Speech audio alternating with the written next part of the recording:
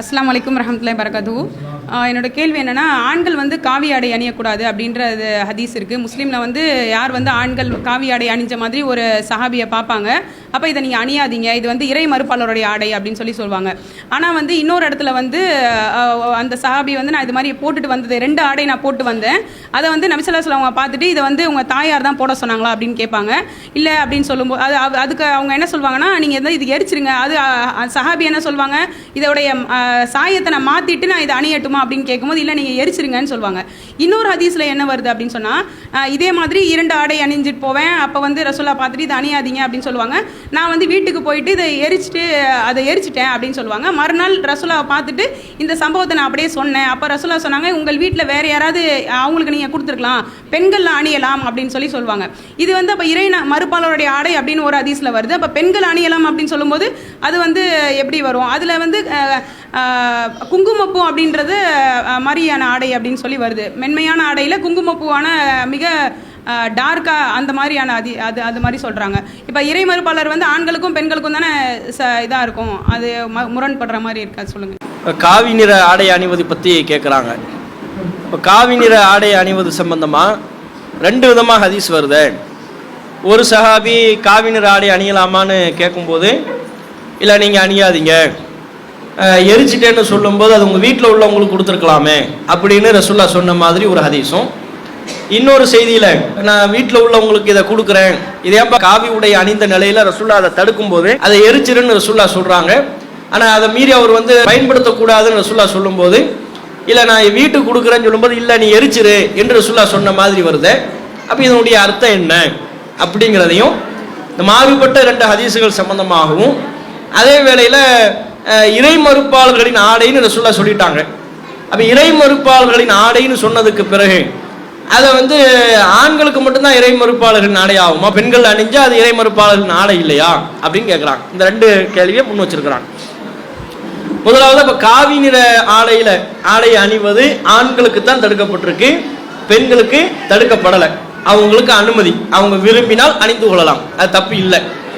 அப்போ அந்த ஹதீஸ் என்ன சொல்லுது? 2 விதமாக ஹதீஸ் வருது. அதனுடைய பொருள் என்ன அப்படின்னா, இப்போ ரசூல் ஸல்லல்லாஹு அலைஹி வஸல்லம் அவங்க இப்போ ஒரு சஹாபி வந்து காவி நிற ஆடை அணிகிறாங்க, அது ரசூல்லா தடுக்கிறாங்க.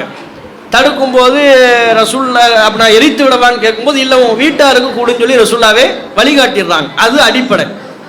ஆனால் அதுக்கு மாற்றமாக இன்னொரு சம்பவம் நடக்குதுல்ல. இன்னொரு சஹாபி என்ன செய்யறாருன்னா, காவி நிற ஆடை அணிகிறாரு, அதை வந்து கழட்டுப்பான்னு சொல்லும்போது, இல்லை நான் வீட்டுக்கு கொடுத்துக்கிறேன் அப்படின்னு அதை சரி கண்டு பேசும்போது ரசூல்லா இல்லை எரித்து விடுங்கிறாங்க. இது 2 சம்பவமாக நம்ம பார்க்கணும். முதலாவது சம்பவம், பொதுவாக சொல்லப்பட்டிருக்கிற சம்பவம் என்பது காவி நிற ஆடை ஆண்களுக்கு தடுக்கப்பட்டிருக்கிறது, பெண்கள் விரும்பினால் அணிந்து கொள்ளலாம், அது அணியணும்னு இல்லை, விரும்பினா அணியலாம், இதுதான் அடிப்படை. ஆனால் அந்த சஹாபிக்கு ஏன் ரசூல்லா அதை இல்லை நீ எரிச்சிருன்னு ஏன் சொல்கிறாங்க அப்படின்னா, தன்னுடைய சொல்லுக்கு அவர் கட்டுப்பட மறுத்ததுனால அந்த கோபத்தின் வெளிப்பாடாக அந்த சஹாபிக்கு ரசூல்லா சொல்கிறாங்க. ரசூல்லா ஒரு அறிவுரையை ஒரு வழிகாட்டலை சொல்லும் போது அதை ஏற்று நடக்கணும். அவர் ரசூல்லாவுடைய அந்த வழிகாட்டுதலை ஏற்று நடக்காம அதுக்கு ஒரு மறுப்பு தெரிவிக்கிற மாதிரியே ரசூல்லாவிடத்தில் உரையாடுகின்ற பொழுது தன்னுடைய கோபத்தை அங்கே வெளிப்படுத்தக்கூடிய விதமாகத்தான் எரிச்சிரு அப்படிங்கிறாங்க. அப்ப நான் அங்க கொடுக்கவா, இங்க கொடுக்கவா, அப்படி பயன்படுத்தவா, இப்படி பயன்படுத்தவான்னு அந்த அந்த கேள்விகளை முன்வைக்கும் போது தான் ரசூல் ஸல்லல்லாஹு அலைஹி வஸல்லம் அவங்க கோபத்தின் வெளிப்பாடாக அதனை எரிச்சிரு என்று கராரா அவடத்துல கண்டிப்பு காட்டுறாங்கிறத நீங்க நம்ம அந்த செய்தியில் நம்ம விளக்கலாம். இப்போ நபிகள் நாயகம் ஸல்லல்லாஹு அலைஹி வஸல்லம் அவங்களை பொறுத்தவரை அவங்கள்ட்ட அறிவுரை கேட்பவர்கள் அல்லது அவர்களிடத்தில் சில நபர்கள் நடந்து கொள்ளக்கூடிய விதம் அதுக்கு தக்க சில நேரத்தில் தன்னுடைய கோபத்தை வெளிப்படுத்துவாங்க. ஒரு நபர் கேட்கிறாருன்னா அவருடைய சூழ்நிலைக்கு தக்க அறிவுரை சொல்லுவாங்க. அதே போல சூழ்நிலைக்கு தக்க அறிவுரை சொல்லுவாங்கன்னு என்ன அர்த்தம்? ரசூலுல்லாஹ் இடத்துல ஒருத்தர் கேட்க, அல்லாஹ்வின் தூதரே எனக்கு ஏதாவது ஒரு விஷயத்த சொல்லித்தாங்க, அதன் மூலமா நான் சொர்க்கத்துக்கு போகணும் அப்படின்னு கேட்கும்போது சிலருக்கு ரசூலுல்லாஹ் என்ன செஞ்சிருக்கிறாங்க, நீ கோவப்படாதன்னு சொல்லியிருக்கிறாங்க. சிலருக்கு என்ன சொல்லியிருக்கிறாங்க, நீ உபரியான தொழுகையை அதிகப்படுத்துன்னு சொல்லியிருக்கிறாங்க. இப்படி மாறி மாறி வருது. அப்போ அதனுடைய பொருள் என்னன்னு சொன்னா, 2மே சுவனத்திற்குரியவை தான். ஆனால் அதே வேளையில் கோபப்படாதன்னு சொன்ன ஆள்கிட்ட கோபம் அதிகமாக அவட்ட இருக்குது, அந்த மைனஸ் இருக்கிறதுனால நீ அதை கட்டுப்படுத்துப்பா, உனக்கு அதுதான் பெரிய இடைஞ்சலாக இருக்கு, அதுதான் உனக்கு பெரிய இடையூறாக இருக்கிறது, அதை நீ கட்டுப்படுத்தி நீ சொர்க்கம் வந்துடலாம்னு அவருக்கு ஒரு வழிகாட்டிலே வழங்குகிறார்கள்.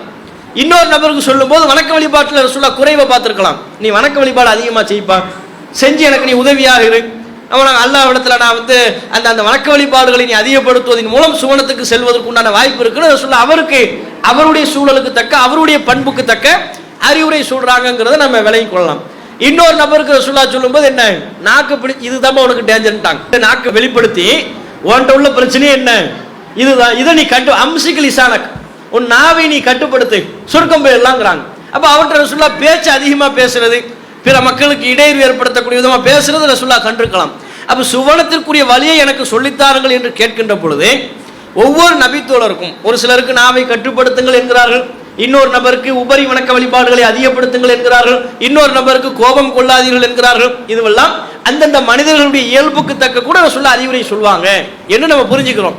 அது மாதிரி தான் சில நேரங்கள் ரசூல் ஸல்லல்லாஹு அலைஹி வஸல்லம் அவங்க தன்னுடைய கண்டனத்தையும் பதிவு செய்வாங்க. இறை தூதர் என்கிற அடிப்படையில் தன்னுடைய கோபத்தை அங்கே பதிவு செய்யக்கூடிய ஒரு நிலை அங்கே ஏற்படுகிறது. இப்போ இதே மாதிரி உதாரணமா இப்படி கூட நீங்க பாருங்களேன், பயணத்தில் நோன்பு வைக்கலாமா கூடாதா? பயணத்தில் என்ன செய்யலாம்? நோன்பு வைக்கலாம். அல்லாஹ் குர்ஆன்ல பயணத்தில் உள்ளவங்களுக்கு சலுகைங்கிறான். நீங்க வந்து பயணத்தில் இருந்தா ஃபஇத்தத்தும் மின் ஐயாமின் உஹர், உங்களுக்கு வேறு நாளில் கணக்கிடுதல் இருக்கிறது. ரமலான் மாத நோன்பு கடமையான நோன்பு. அந்த ரமலான் மாத நோன்புல ஒருவர் பயணத்தில் இருக்கிறார்னா அவர் வந்து வேறு நாளில் கணக்கிட்டு கொள்ளலாம். பயணத்தில் அந்த நோன்பை அவர் விட்டு கொள்ளலாம். விட்டு விடுவதற்கு மார்க்கத்தில் அனுமதி இருக்கு. அதே நேரத்தில் நோன்பு வைக்கவும் செய்யலாம். எப்போ மார்க்கத்தில் அனுமதி என்று வந்து விட்டதோ அப்பவே என்ன அதையும் செய்யலாம் இதையும் செய்யலாம்னு பொருள். அது நோன்பு வைப்பதும் மார்க்கத்தில் அனுமதி, நோன்பை விடுவதற்கும் மார்க்கத்தில் அனுமதி. நோன்பை விட்டுட்டார்னா இன்னொரு நாளை கணக்கிடணும். இதுதானே அடிப்படை, எல்லாருமே நம்ம விளங்கி வச்சிருக்கிறோம். ஆனால் ரசூல் ஸல்லல்லாஹு அலைஹி வஸல்லம் அவங்க கூட சில சஹாபாக்கள் பயணத்தில் செல்கின்ற பொழுது ரசூலுல்லாஹ் என்ன செஞ்சிட்டாங்கன்னா வந்து பயணத்தில் இருக்கிற அந்த மக்களுக்கு வந்து நோன்பு சிரமமாக இருப்பதை உணர்ந்து நோன்பு விட்டுருங்க என்று அவங்களுக்கு அறிவுறுத்தக்கூடிய விதமா எல்லோரும் முன்னிலையிலையும் நோன்பை முறிக்கிற விதமா தண்ணியோ பாலையோ குடிக்கிறாங்க. தண்ணியோ பாலையோ ரசூலுல்லாஹ் அந்த பயணத்தில் நோன்பு வச்ச நிலையில தான் பயணம் துவங்குது. அந்த நோன்பு வைத்த நிலையில பயணம் துவங்குகின்ற பொழுது சில பேருக்கு ரொம்ப சிரமமா இருக்கிறது ரசூலுல்லாஹ் பார்க்குறாங்க. உடனே என்ன செஞ்சுறாங்க, எல்லாரையும் கூப்பிட்டுக்கிட்டு இந்த பாருங்க அப்படின்னு சொல்லி குடிச்சிட்டாங்க. குடிச்ச உடனே இப்போ என்ன செய்யணும், எல்லாரும் நோன்பை விட்டுறணும். ரசூலுல்லாஹ் வழிகாட்டிட்டாங்கல்ல. இப்போ இதையும் மீறி சில பேர் என்ன பண்ணிட்டாங்கன்னா நோன்பு வச்சிருக்கிறாங்க. சில அது ரசூலுல்லாஹ் விட்டாங்க நம்ம வச்சுக்குவோம்னு சொல்லி வச்சுக்கிட்டு வர்றாங்க. இது ரசூலுல்லாஹ்வுடைய கவனத்துக்கு வருது. ரசூலுல்லாஹ்வுடைய கவனத்துக்கு வரும்போது ரசூலுல்லாஹ் என்ன சொன்னாங்கன்னா ஹலக்கல் முத்தனத்தியோன், வரம்பு மீறிய இவர்கள் நாசமாய் போனார்கள், அழிந்து போனார்கள்ங்கிறாங்க. யார் அழிந்து போனார்கள் ரசூலுல்லாஹ் சொல்றாங்க? பயணத்தில் நோன்பு வச்சவங்களை. பயணத்தில் நோன்பு வைக்கிறது அனுமதியா தடையா? அனுமதி. பயணத்தில் நோன்பு வைப்பது அனுமதியாக இருந்த போதிலும் கூட அவர்கள் வரம்பு மீறி விட்டார்கள் என்று நபிகள் நாயகம் ஸல்லல்லாஹு அலைஹி வஸல்லம் அவங்க சொல்றாங்க. வரம்பு மீறி விட்டார்கள், என்ன வரம்பு மீறிட்டாங்க? அனுமதி தான். என் பேச்ச அவங்க கேட்கல, நான் தான் உங்களுக்கு சிரமம் என்பதை உணர்ந்து தானே நான் நோன்பை விடுங்கிறேன். நோன்பை விடுங்கிறத செயல்முறைப்படுத்தியும் காட்டியிருக்கிறேன். செயல்முறைப்படுத்தி காட்டியதற்கு பிறகு இவர் எப்படி நீங்க நோன்பு வைக்கலாம்? நோன்பு வைக்கிறீங்கன்னா என்ன பொருள்? நான் வந்து எனக்கு அது முடியும், நான் சிரமப்பட்டாவது செய்வேன் அப்படின்னு தன்னைத்தானே வருத்தி கொள்வது. இப்படி தன்னைத்தானே வருத்தி கொள்ளக்கூடிய நிலைக்கு சென்ற தன்னுடைய உத்தரவை மீறி செயல்பட்ட காரணத்தினால தான் அவங்க அனுமதிக்கப்பட்ட செயலை செஞ்சிருந்தாலும் ரசூலுல்லாஹ்வுடைய சொல்ல மீறிட்டாங்க. அதனால தான் அவங்க வரம்பு மீறி விட்டார்கள் என்று நபிகள் நாயகம் ஸல்லல்லாஹு அலைஹி வஸல்லம் அவங்க சொல்றாங்க. அது மாதிரி தான் காவி நிற ஆடை என்பது ஆண்களுக்கு தான் தடை, பெண்களுக்கு தடை இல்லை. அவங்க விரும்பினா அணியலாம். ஆனால் அந்த சஹாபிக்கு ரசூலுல்லாஹ் வந்து நீ எரிச்சிருட்டாங்க. எரிச்சிருன்னு சொன்னதுக்கு அப்புறம் இல்லை நான் அங்கே கொடுக்குறேன் இங்கே கொடுக்குறேங்கும் போது ரசூலுல்லாஹ்வுடைய சொல்ல அவர் மறுக்கிறார், ரசூலுல்லாஹ்வுடைய ஆலோசனையை மறுக்கிறார். அதனால தான் நபிகள் நாயகம் ஸல்லல்லாஹு அலைஹி வஸல்லம் அவங்க அந்த நபித்தோழருக்கு பனிஷ்மெண்டாக தான் சொன்ன அந்த சொல்ல கேட்க மறுத்ததனுடைய பனிஷ்மெண்டா இது எரிச்சிருங்கிறத உறுதியாக சொல்றாங்க. இதுதான் அதனுடைய பொருள். அதை வைத்துக்கொண்டு எல்லாருக்கும் அதான் சட்டம்ங்கிறது கிடையாது. இப்போ பயணத்தில் நோன்பு வைக்கிறவங்களாம் வரவு மீறியவர்களா? இப்போ அப்படியா கணக்கில் எடுத்துக்கொள்ளப்படுவார்களா? இல்லை. ரசூலுல்லாஹ்வுடைய சொல்ல அங்கே மீறினாங்க. அந்த சூழல் அதை தீர்மானித்தது. அந்த சூழல்ல ரசூலுல்லாஹ் ஒரு தீர்வை சொல்றாங்க, அதை மக்கள் சில பேர் ஏத்துக்க மறுக்கிறாங்கும் போது நீங்க வரவு மீறிட்டீங்கிறாங்க. அதே மாதிரி தான் இந்த காவி நிற ஆடை விஷயத்தில் விளங்கணுங்கிறது ஒன்று. ரெண்டாவது, அப்போ அது வந்து இறை மறுப்பாளர்களின் ஆடை அப்படின்னு ரசூலுல்லாஹ் சொல்றாங்களே, இறை மறுப்பாளர்களின் ஆடைன்னு சொல்லிட்டு பெண்களுக்கு மட்டும் அனுமதி கொடுத்தா அப்போ பெண்கள் மட்டும் இறை மறுப்பாளர்களுடைய ஆடை இறை மறுப்பாளர்கள் காஃபிர்கள்னா எல்லாத்துக்கும் பொதுவானவங்க தானே, எல்லாத்துக்கும் பொதுவான நபரை அடையாளப்படுத்திட்டு ஆண்களுக்கு மட்டும்தான் அது பெண்களுக்கு அது இல்லைன்னா எப்படி அப்படிங்கிற ஒரு கேள்வியையும் கேட்குறாங்க. இது காவி நிற ஆடைக்கு மட்டும் இல்லை, இந்த கேள்வி எல்லாத்துலேயும் வரும். மார்க்கம் தடுக்கிற ஒன்றை சில நேரங்களில் அல்லது சில பேருக்கு மார்க்கம் அனுமதிக்கும். மார்க்கத்தில் தடுக்கப்பட்டவையா இருக்கும். சில நேரங்களில் அந்த செயலுக்கு மார்க்கத்தில் அனுமதி இருக்கும். சில நபர்களுக்கு அந்த நேரத்தில் மார்க்கம் அனுமதி வழங்கும். அதனால நீங்க தடுக்கப்பட்ட சூழலில் என்ன சொல்லப்பட்டிருக்குதோ அதை போய் அனுமதிக்கப்பட்டவர்கள் விஷயத்துல பொருத்தி பார்க்க கூடாது. இப்ப உதாரணமா தங்கத்தை எடுத்துக்கொள்வோம். தங்கத்தை கூட ரசூல் ஸல்லல்லாஹு அலைஹி வஸல்லம் அவங்க என்னன்னு தான் சொன்னாங்க, அது இறை மறுப்பாளர்கள் அணியக்கூடிய ஆபரணம். யார் ஆண்கள் யாராவது தங்கம் அணிகிறாங்கன்னா அவங்க மறுமையில் அந்த பேரே கிடைக்காதுன்ட்டாங்க. ஆண்கள் உலகத்துல தங்கம் அணிவார்கள், ஆனால் மறுமையில் சொர்க்கத்தில் அந்த பேர் அவங்களுக்கு கிடைக்காம போயிடும், அதை அவங்க இழந்து விடுவார்கள் என்கிற அளவுக்கு நபிகள் நாயகம் ஸல்லல்லாஹு அலைஹி வஸல்லம் அவங்க சொல்லியிருக்கிறாங்க. அப்ப மறுமையில் எந்த நற்பேரும் இல்லாதவர்கள் தான் தங்கத்தை அணிவார்கள் என்று ஆண்கள் விஷயத்துல சொல்லப்பட்டிருக்கு. இதை போய் இன்னும் மறுமையில நற்பேர் இல்லாதவங்க தான் தங்கத்தை அணிவாங்கன்னு இருக்கு. அப்ப பெண்களுக்கு மட்டும் அனுமதி வழங்கப்பட்டிருக்குன்னா பெண்களுக்கெல்லாம் மறுமையில நற்பேர் இல்லையான்னு வழங்கக்கூடாது. அப்படி யாராவது விலகி கணவன் மாறட்டு இனிமே எங்களுக்கு தங்கமே வேண்டாம், ஏன் மறுமையில நற்பேர் இல்லைன்னு சொல்லப்பட்டதுக்கு அப்புறம் இந்த தங்கம் எங்களுக்கு வேணுமான்னு சொல்லி யாராவது கழட்டி விட்டுருக்காங்களா?